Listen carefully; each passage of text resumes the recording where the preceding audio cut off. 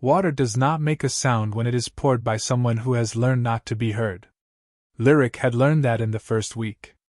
5 years ago. She had been 22 years old, and the crystal pitcher had been heavier than she expected, and she had steadied her wrist at the last possible moment, and not a single drop had touched the white linen. Nobody at the table had looked up.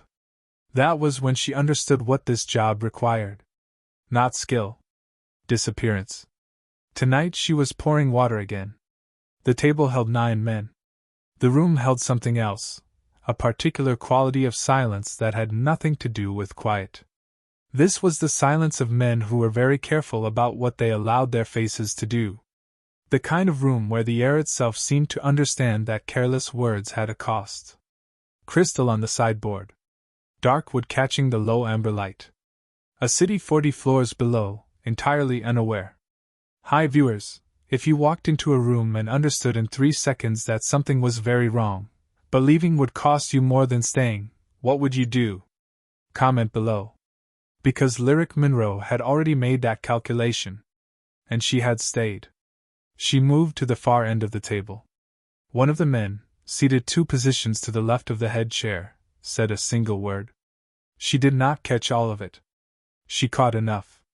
Her wrist stayed perfectly level. The water filled the glass without sound. The man at the head of the table did not react. He never reacted. That was, she had come to understand, the most dangerous thing about him. Reaction was information. He gave none. She completed the circuit of the table and returned the pitcher to the sideboard and stood where she was supposed to stand, back straight, hands folded, eyes forward, invisible. What nobody in that room knew yet was that the only person who had understood what that word meant, and what it was about to cost, was the woman refilling the water glasses. 3 things about Lyric Savannah Monroe, in the order that mattered. First, she was 27 years old, and she was the head of household staff at the Park residence on the 43rd floor, the youngest person to hold that position in the 11 years the residence had been staffed. The agency had offered no explanation for why she was selected. She had not asked for one. She had needed the work and the work had been there, and she had taken it the way practical people take things, without sentiment, without ceremony, with both hands. Second, she was here because she was good at being unseen. Not invisible in the way of someone who diminished themselves, invisible in the way of someone who understood that a room full of powerful men did not register what did not threaten them. She had calibrated herself to that frequency 5 years ago, and she had held it every day since. The uniform helped. The apron helped more. There was nothing about white linen tied at the waist that suggested a woman worth watching. Third, before this house, before the uniform, before the 5 years of crystal pitchers and amber light and careful silence, Lyric had spent 2 years sitting inside financial crimes. Not studying it. Working it. She had been 20 years old and precise in the specific way that made her supervisors both grateful and faintly uneasy, and she had left that work without a word to anyone in a way that had cost her considerably and that she did not permit herself to think about anymore. That part of herself she had folded up like a document she no longer needed. Placed it somewhere dark. Left it. Standing at the sideboard tonight, she heard the word again, muffled now, through the closed dining room door, from the corridor where the man who had said it was making his exit, and felt that folded thing open, just slightly, without her permission. She had not missed it. She had not missed it at all. That was the part that troubled her. Junho Park did not command attention. He displaced it. There was a difference. Lyric had identified it in the first week and filed it the way she filed everything, without emphasis, without comment, in the quiet catalog she kept only in her head. Men who commanded attention wanted it. They arrived with volume, with gesture, with the specific performance of someone who had decided in advance that the room should notice them. Junho did not perform. He simply altered the atmosphere of whatever space he entered, the way a change in pressure alters weather, not dramatically, not immediately, but completely. She had watched it happen hundreds of times. Senior aides completed their sentences differently when he was present. Not differently in content, differently in pace, as if some unconscious part of them understood that words cost more in his proximity, and adjusted accordingly. His head of security, a man named Choi who had the bearing of someone who had never been frightened of anything, stood with his shoulders 2 degrees squarer when Jun-ho was in the room. Not stiffer. Squarer. The posture of a man who was being careful. Jun-ho himself spoke rarely. When he did, the words were short and the sentences were shorter, and nothing he said contained a syllable more than the thought required. She had heard him negotiate the terms of an agreement worth more than she would earn in 30 lifetimes, and he had done it in 4 sentences, all of them quiet, none of them repeated. She watched him the way she watched everything in this house, from the periphery, without appearing to watch at all. Tonight she was watching the table. Not him. The table. Specifically, the man 2 positions to his left. She had noted his name in the place card when she set the table, Kim Sung-jae, and she had noted his suit, which was excellent, and his watch, which was more excellent than the suit, and his hands, which had been flat on the table since he sat down. Flat. Both palms. Open. Resting on the surface with the specific deliberateness of a man who had decided where his hands were going to be before he entered the room and had not moved them since. She filed it. The way she filed everything. Without expression. Without pause. She moved to refill a glass that did not need refilling and positioned herself at the corner of the table where she could see both men at once, and she kept her face precisely as empty as it always was, and she thought about flat hands, and she poured water that nobody needed, and she did not let herself think about why that detail had snagged in her the way it had. Some things you noticed. That was all. You noticed them and you kept moving and you did not ask yourself what they meant. She kept moving. Time in a house like this moved differently than it did anywhere else. Not slowly. Not quickly. Precisely. The days had the quality of a mechanism, each one clicking into the next with the regularity of something engineered rather than lived. 6:15. The residents came to life. 7. Breakfast service. 9. Staff debrief. The afternoons shifted with his schedule. The evenings depended on what the city required of him. She had learned to read the house's rhythm the way she had once learned to read data, not by studying it, by living inside it long enough that the deviations announced themselves. She was good at this. She had always been good at this. Pattern recognition was not a skill she had developed. It was a thing she had simply been born carrying, like her mother's cheekbones and her father's silence. 5 years. Small moments. She had stacked them the way you stack evidence, not because she was building a case, but because her brain would not stop. The way the kitchen staff went quiet when he passed the doorway and then resumed talking at a slightly higher volume, as if compensating. The way his morning coffee was always collected from the kitchen precisely 4 minutes after it was prepared, never 3, never 5. She had clocked it for months before she understood that the 4-minute interval was deliberate, that he was waiting for it to reach a temperature he had never specified to anyone because no one had ever needed to be told. The way he read physical mail before digital correspondence, always, in a world where every other powerful man she had ever observed did it the other way around. She filed these things. In the catalog. In the dark. 8 months ago, a visitor had left a document folder on the receiving table near the east entrance. It was an ordinary folder, the kind that moved through this house regularly, containing the kind of information that lived here and went no further. Except this one had been left. Not placed. Left.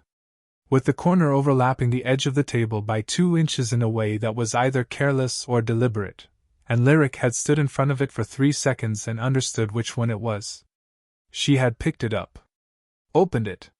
Read enough, 3 seconds, 4 lines, to understand what it contained and what it was doing on the receiving table, and what it would mean if it remained there for anyone else to find.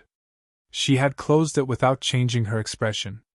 She had walked directly to his private study, knocked once, entered when the knock was acknowledged, placed the folder on the corner of his desk without comment, and left. He had been at his desk. He had watched her do it. He had said nothing. She had said nothing. She had gone back to the linen inventory she had been conducting, and she had not thought about it again. Or she had tried not to. The distinction mattered less than she had told herself it did. Tonight the house was settled into its late evening quiet, the staff gone, the service complete, the dining room restored. The men had left. All of them. Or almost all of them. Lyric moved through the corridor toward the service stairs with the specific unhurried pace of a woman whose work was finished, and whose mind was entirely at rest. Her mind was not at rest. But her pace was. It always was. That was the whole of the trick, really. You kept your pace even. You kept your face clear. You kept your hands occupied and your eyes forward, and you walked through the rooms of a life you had borrowed, and you did not let it show, not once, not for a moment, that underneath the white apron and the flat black shoes, you were still, and always, counting. Kim Sung-jae did not leave with the others. Lyric was in the corridor collecting the last of the service items when she heard it, not footsteps, the absence of footsteps. The particular stillness of a space that should be empty and was not. She paused at the service trolley, adjusted the placement of a folded napkin, and listened. From the direction of the east wing, voices. Low. One of them was Junho's. The other was unfamiliar enough at this distance that she could not place it, but the cadence was wrong, too careful, too arranged, the rhythm of a conversation that had been rehearsed. She pushed the trolley toward the service corridor and did not hurry. 12 minutes later she was in the dining room performing the final check, the inventory she completed every evening, every chair, every surface, the ritual that gave her a reason to be in any room of this house at any hour, when she heard the east wing door open. Footsteps. One set. Moving toward the main entrance. Kim Sung-jae appeared at the far end of the corridor. His suit jacket was straight. His hands were in his pockets now, no longer flat, no longer visible, which was its own kind of information. He did not look toward the dining room. He moved through the entrance hall and was gone. 60 seconds later, she counted, Junho appeared from the east corridor. He always looked at her when he passed. In 5 years it had been such a consistent thing that she had stopped registering it the way you stop registering the sound of a clock you live with, not because it was absent, but because it had become part of the texture of the house, ordinary in its regularity. He passed the dining room doorway. He did not look. His pace was even. His face was clear. His eyes were forward. He moved through the corridor and up the east stairs and out of her sideline without a single deviation from the composed, unhurried manner that governed every movement he made. She stood at the dining room table with her inventory card in her hand. She looked at the doorway where he had not looked. Choi would complete his final security sweep of the residence in the next 30 minutes. She knew his pattern as well as she knew every other pattern in this house, which meant the private study would be his last stop before signing off for the night. She had 25 minutes. Outside, 40 floors below, the city continued, indifferent, enormous, entirely unaware that something in the architecture of this particular evening had shifted in a way Lyric could not yet name but could feel with the same precision she felt everything, in the place behind her sternum where the catalogue lived. She placed the inventory card on the table. She stood very still for a moment. Then she picked the card back up, finished the count, and walked toward the private study to complete the last item on her list. Her pace was even. It always was. Under the chair cushion. A phone that was not his. She knew it was not his before she touched it. The casing was wrong, consumer-grade plastic where this house ran only on matte metal and deliberate restraint. It sat wedged at the back corner of the cushion in a way that was neither accidental nor comfortable, the way something sits when it has been placed by a hand that was trying to be fast. Her body went still. Not frozen. Not startled. Still, the particular stillness of a woman whose training surfaces not as panic but as a slow, cold clarity that quiets everything else in her until only the problem remains. She did not look toward the door. She did not look toward the window. She looked at the phone. Both hands stopped moving. Her right hand, which had been reaching for the last item on the study's surface inventory, simply stopped. Hovering. Not touching. Her posture did not change. Her breathing did not change. 4 seconds passed in which she was so completely motionless that the room seemed to hold itself around her. Midnight quiet pressed in from every wall. The corridor clock ticked once. That single sound and then nothing. Choi had passed the study doorway less than 2 minutes ago, his final sweep, on schedule, unhurried. He had glanced in. He had seen a maid completing her inventory. He had continued walking. His read of the room had been entirely correct and entirely wrong simultaneously, and he would spend the next several days understanding why, and what it meant that a woman in a white apron had processed in 4 seconds what he had not registered at all. She picked up the phone. She turned it once in her hands. Confirmed what she already knew. Found the SIM tray. Pressed the release with the edge of her thumbnail, clean, quiet, a sound like a breath. The SIM card came free. She held it between 2 fingers and looked at it for 1 second. Then she put the phone back exactly as she found it. Angle. Depth. The 2-inch gap between the cushion's edge and the chair back, preserved precisely. She walked out of the study. She walked directly to the east corridor. He was there. She had understood, somewhere between the study and the corridor, that he would be. Not hoped. Not guessed. Understood, in the way she understood things, without ceremony, without drama, as a simple output of everything she had already observed tonight. The east corridor ran alongside the study's interior wall. He had gone there after the meeting. He had not returned to his own space.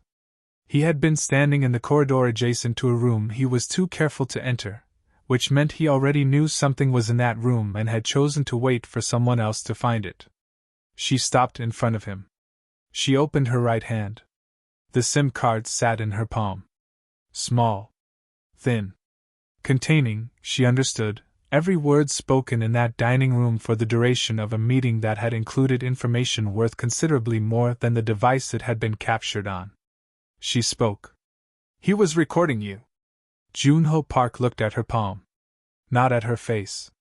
At her palm first, at the SIM card, at the way she was holding it, at the fact that her hand was not trembling. He looked at it the way a man looks at something he already knew existed but had not known the precise shape of until this moment. Then he looked at her face. The corridor was very quiet. She did not explain herself. She did not offer the sequence of events that had led her from the inventory card to this moment. She had performed an action and presented its result, and she was standing in the corridor of a house she had spent 5 years learning to disappear inside, and she was not disappearing, and she was not explaining, and she was not waiting for him to tell her she had done well. She was simply there. Open hand. 4 words already spoken. Everything else his. He reached out. He took the SIM card from her palm. His fingers did not touch hers, not by accident, not by design, simply by the geometry of the exchange, which was precise and deliberate and completely controlled in the way everything he did was precise and deliberate and completely controlled. He closed his hand around it. He said nothing for a long moment. Around them the house breathed its midnight breath, the tick of the corridor clock, the faint hydraulic sigh of the building settling, the distant muted presence of a city that did not know and would not know. Inside this corridor there were only 2 people, standing close enough that she could see the faint shift of something behind his eyes, not surprise, not relief, not gratitude. Something older than all of those. Something that had been waiting for a specific shape to arrive so that it could finally name itself. She kept her hand open at her side, because closing it would have felt like retreating, and she had decided sometime in the last 4 minutes that she was not going to retreat. He looked at her. She looked back. And something in the architecture of his face changed, not much, not dramatically, not in any way that Choi or the senior aides or any of the 9 men who had sat at that table tonight would have recognized as change. A small thing. The kind of thing you only saw if you had spent 5 years watching a face that gave nothing away and had learned, eventually, where the nothing lived. She had learned. "Go to the Upper East room," he said. "Stay there." She held his gaze for 1 beat, not in challenge, not in question. In acknowledgement. Then she turned and walked toward the east stairs, and her pace was even, and her hands were at her sides, and she did not look back. She never looked back. That was the whole of the trick. It had stopped being a trick some time ago. She had not yet decided what to call it instead. He did not follow her immediately.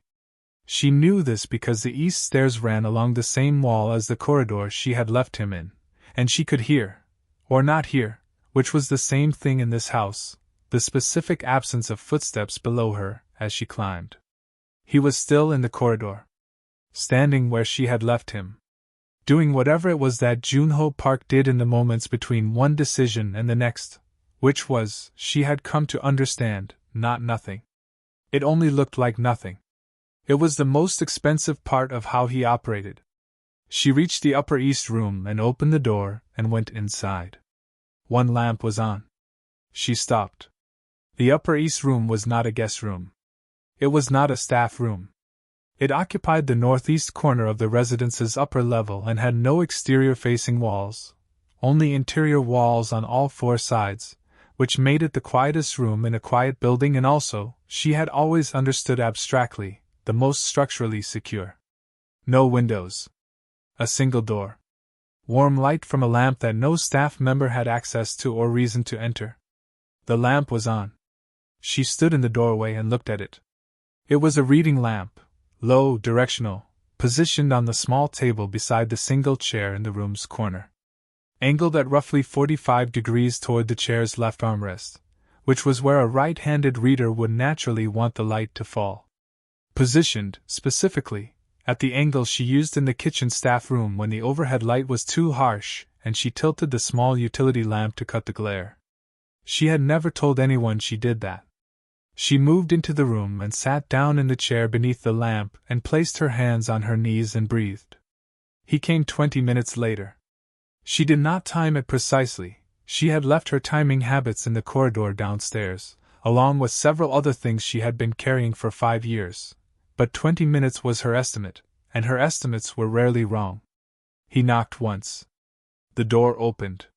He stood in the doorway for a moment, looking at her the way he had looked at her palm in the corridor, at the thing itself first, the fact of it, the way it was arranged, before his eyes moved to her face.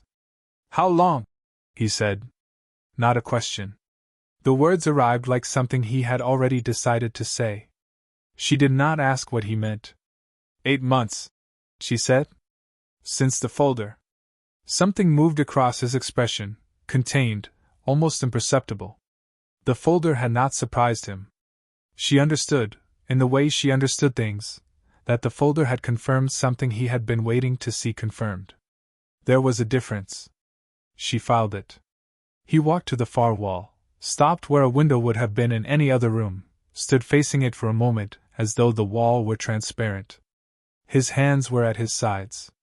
His jacket was still perfect. Nothing about him indicated that his head of household security had been compromised or that a man who had sat 2 positions to his left had been recording him for a duration she could not yet calculate. He turned back. "Arrangements will be made," he said. "You will not return to your duties tonight." "The East Room," she said. "Why this one?" It was not a question. She already knew. She asked because she wanted to hear him say it, or not say it, which would also be an answer. "No exterior walls," he said. She nodded once. He crossed to the desk on the far side of the room, a desk she had dusted 5 years of mornings and never seen used, and opened the single center drawer. He placed the SIM card inside it. Closed the drawer. His movements were as economical as everything he did. No wasted motion, no performance, the movements of a man who had long ago stopped doing anything for the benefit of an audience. He walked back to the door. He paused there. Not hesitating, Junho Park did not hesitate. Pausing. The distinction mattered. Hesitation was doubt. This was something he was choosing to take a moment with. He looked at her, sitting in the chair beneath the lamp, hands on her knees, back straight, her silver-gray eyes steady and unrevealing in a face that had been unrevealing for 5 years in his house and was unrevealing now in a way that was different, now, in a way that he had no word for yet. He left without saying anything further. She listened to his footsteps descend the east stairs. Measured. Unhurried.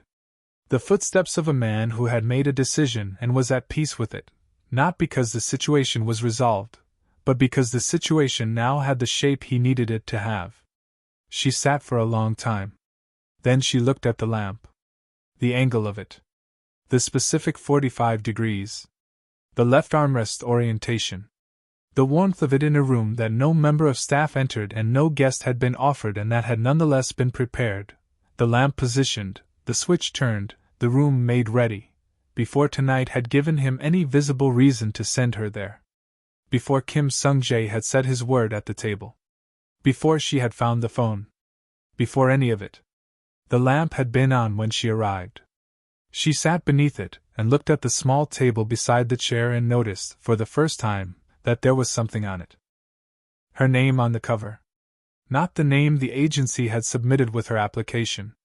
Her full name, Lyric Savannah Monroe, the version of her name that appeared on a financial crimes analyst certification she had let quietly expire 3 years into her employment at this residence, on the logic that expired credentials from a life she no longer lived were less dangerous than active ones.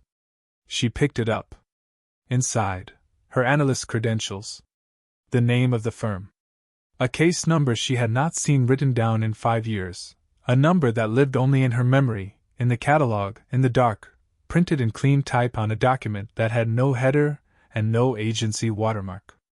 Behind it, a record of her application to this residence. The original referral. And behind that, an internal notation, handwritten, dated 3 weeks before her interview, that described, in 7 lines, exactly who she was, what she had done at the firm, why she had left, and what she was likely to do if placed in proximity to information that required the qualities she was attempting to suppress.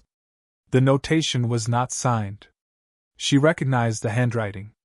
She had seen it on correspondence for 5 years. She read the page. She read it twice. The file did not fall from her hands. Her breathing did not change. She sat with it in her lap and looked at the middle distance, and let the full shape of the last 5 years rearrange itself around this single piece of paper. He had not discovered who she was across 5 years of observation. He had known before she walked through the door. The agency referral, the inexplicable selection of a 22-year-old with no household experience, the position that had seemed too large for her on paper and had fit her precisely in practice, none of it had been coincidence. She had been placed here. Not watched into usefulness. Placed. The 2 years she had spent inside financial crimes, the case she had left without explanation, the qualities she had tried to bury under white linen and flat shoes, he had read all of it in 7 handwritten lines and had decided, before she knew his name, that she was the specific person this house required. And then he had waited.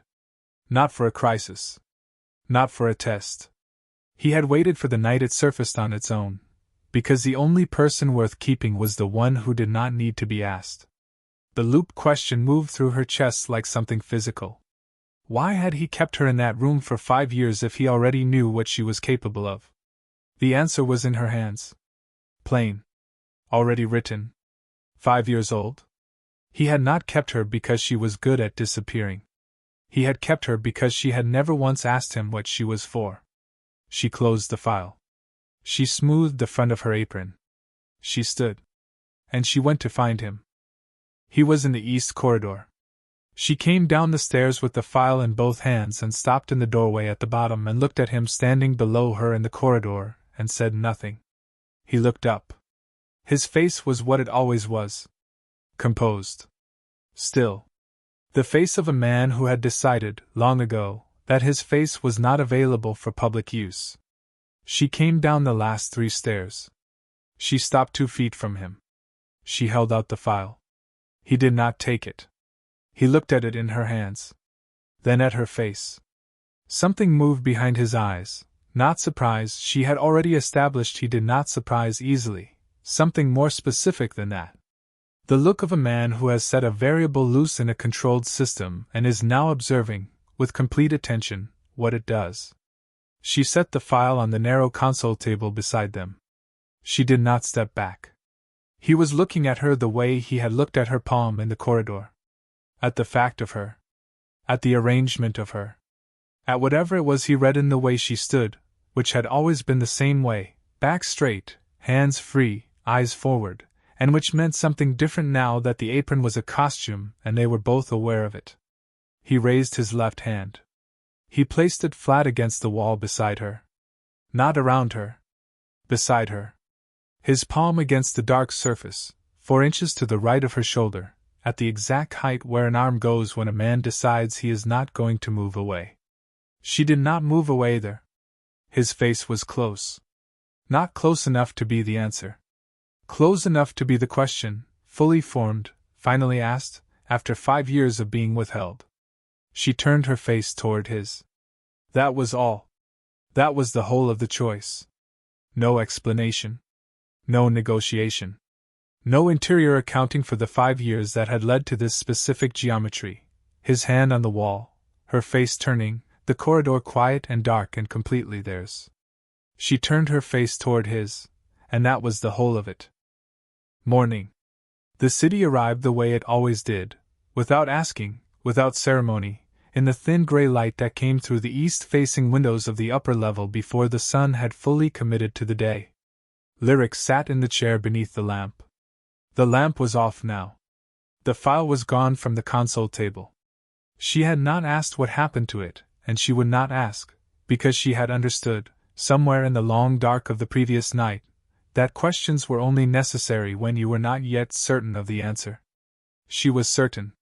She could answer the question now, the one that had lived in the back of her chest since she first understood that tonight was not an ordinary night. The question she had carried from the dining room to the corridor to the study to the east stairs, and that had finally surfaced, fully formed, in the moment she opened a file with her name on the cover.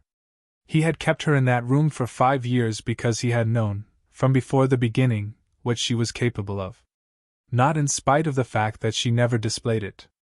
Because of it. He had found, in a woman who had buried her most precise and dangerous quality under 5 years of white linen and flat shoes and perfect silence, the only person who handled knowledge the way he handled it, completely, without performance, without requiring witness. He had not hired a maid. He had recognized something. And he had been patient enough to wait for the night it surfaced on its own. She had come here to disappear. He had been waiting, the whole time, for her to be found. The house was exactly as she had left it. She was not. If this story stayed with you, subscribe and turn on notifications. A new story drops tomorrow. And if you want to see what happens next, tell me in the comments.